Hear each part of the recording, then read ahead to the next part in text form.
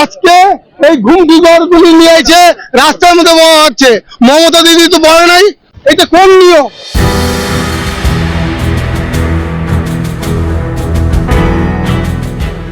শিলিগুড়িতে ফুটপাতে ফুটলেন কাটমানির খেলা।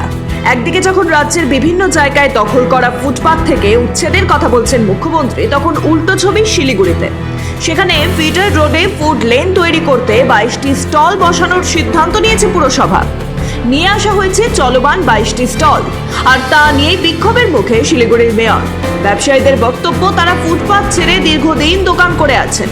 এখন ফুটপাতে 22টি স্টল বসালে তাদের দোকান আড়াল হয়ে যাবে, ব্যবসা মার খাবে।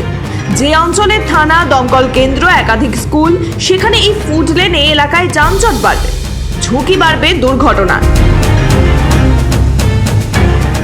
এটা কোন নিয়ম? আমার নাম গৌতম ব্যানার্জি। আমি 40-42 বছর ধরে আমার দোকানদারি করে খাই। হ্যাঁ, আজকে এই ঘুমটি ঘরগুলি নিয়ে এসে রাস্তার মধ্যে বলা হচ্ছে। মমতা দিদি তো বলে নাই রাস্তায় ঘুমটি ঘর থাকবে না বলছে, তারপরে ব্যবসা নিয়ে বসছে। আমাদের যত দোকান আছে এখানে থানা মোড়ের থেকে জলপাইমোড় পর্যন্ত কয়েক হাজার দোকান আছে, তাই তো করতেছে। সামনে বসাই দিলে, আপনি বাড়ির সামনে একটা দোকান বসাই দিলে, তাহলে আপনি কি করবেন? তাই তো হচ্ছে। আমিও পার্টি করি, বললাম আমিও টিএমসি করি। এখন কারা করছে আপনারা তো ভালো মতনই সব জানেন। এটা তো মানা যাবে না, তাহলে আমরা রাস্তায় নামবো। ওনারা যেভাবে চক আউট করেছে সেটা তো আমাদের অসুবিধা আছে। আগে বলতে চক আউট এই যে চক আউটটা করলা কিভাবে করা হয়েছে, সব দোকানের সামনে একটা করে করা হয়েছে। হ্যাঁ, ওইভাবে আমি মেয়রকে বললাম যে ওই জন্য স্পটে নিয়ে আসলাম। ও দেখলো তো বলে কাজের সাথে কোনো অসুবিধা নেই, কোনো না। হ্যাঁ, ওই পাশেও তাই হবে, ওই সাইডেও। হ্যাঁ, আর ড্রেনের ব্যাপারটা যে বলছে একটা টয়লেট, সেটা একটা টয়লেট বানাইছিল একটা অর্জুনের দোকান, আমরা ওটা ভেঙে দিচ্ছি, বন্ধ করে দিচ্ছি। ওটা বারবার যেন না বলে। এটা দেখলাম জায়গা দোকানদারদের একটা বক্তব্য ছিল এই সাইডটায়, এই স্টেজে, যে মানে আসা যাওয়ার, এখান থেকে ভেতরে যাওয়ার জায়গাগুলো যাতে থাকে এবং দোকানের মুখগুলো যথাসম্ভব খালিয়ে রেখে করা হয়।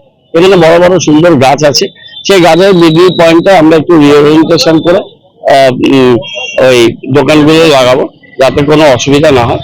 এখানে আমরা এর আগেও এখানে যারা ব্যবসা করেন তাদের নিয়ে আমাদের সার্ভে অনুযায়ী, এবং আমরা ক্ষুদ্র ব্যবসায়ী সমিতি তাদের রিপ্রেজেন্টেটিভ নিয়ে মিটিং করেছি। আমি আবার কালকে হচ্ছে মঙ্গল, বুধ, বৃহস্পতি, শুক্র, শনি, নেক্সট উইকে একটা দিন ওদের সাথে আবার কথা বলবো, শুনবো।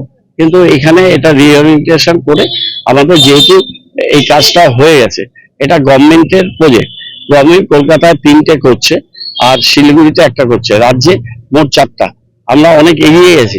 আমরা এটা একটা মডালিটিস তৈরি করে, একটা এসওপি তৈরি করে আমরা নিয়ম মাফিক সেইটা দোকানগুলোকে আমরা অ্যালার্ট করতে চাই। দোকানগুলো তৈরি হয়ে আছে, এগুলো সাইনেজ করতে হবে। লাইটটা লাগানো হয়েছে, ওটাকে একটু ঠিকঠাক করতে হবে। 2-1টা লাইটের পোস্ট হয়তো একটু সরাতে হবে। সেগুলো আমরা করে একটা সুন্দরভাবে একটা পরিস্থিতি এখানে তৈরি করতে চাই। শিলিগুড়ির বিজেপি বিধায়ক শঙ্কর ঘোষের অভিযোগ, পুরসভা যে পথে হাঁটছে তা মুখ্যমন্ত্রীর নির্দেশ নিয়ে দ্বিচারিতা ছাড়া কিচ্ছু নয়। এই দোকান বসানোর পিছনে মোটা টাকার খেলা রয়েছে বলে অভিযোগ তার। প্রথমত এই যে উচ্ছেদ এবং এই ফুড স্ট্রিট তৈরি করা, এটা ভীষণভাবে কন্ট্রাডিকশন। এই কন্ট্রাডিকশন এই কারণে, ফুড স্ট্রিট তৈরি করতে গিয়েও কিন্তু রাস্তার এনক্রোচমেন্টটা হচ্ছে, আবার যে দোকানগুলো সরানো হচ্ছে, ড্রেন থেকে ওঠানো হচ্ছে, সেখানেও এনক্রোচমেন্টটাই হচ্ছে মূল বিষয়।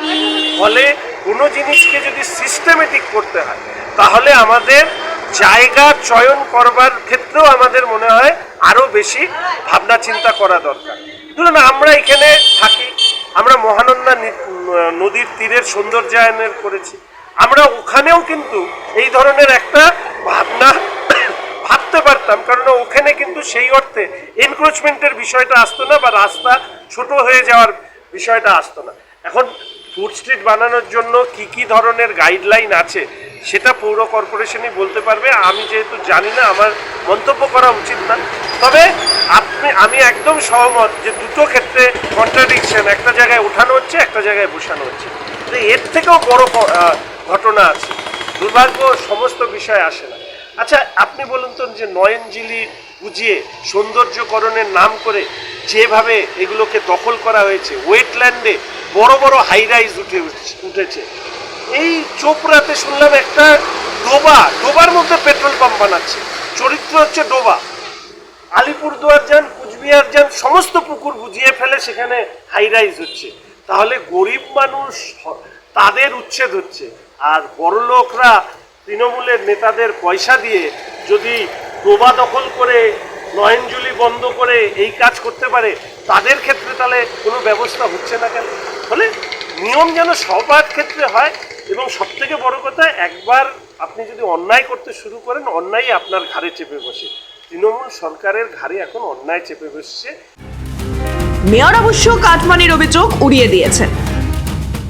এমএলএ ওর কোনো কাজ নেই, ও মাঝে মাঝে ঘুরে ঘুরে কী বলতে থাকে, আর দু তিনটে টিভি চ্যানেল তারা সেগুলো দেখাতে থাকে।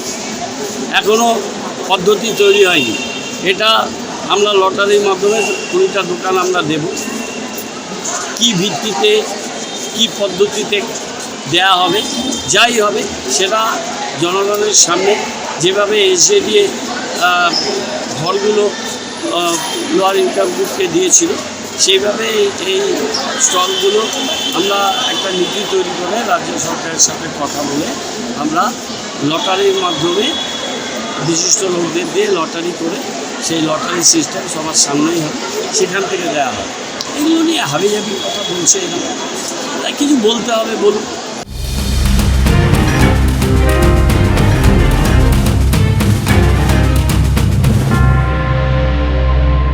ফুটপাত দখল মুক্ত করার নামে রাজ্য জুড়ে যখন বিভিন্ন জায়গায় উচ্ছেদ অভিযান চলছে, তখন শিলিগুড়ি পুরসভায় হঠাৎই উল্টো ছবি কেন, তা নিয়ে প্রশ্ন উঠতে শুরু করেছে।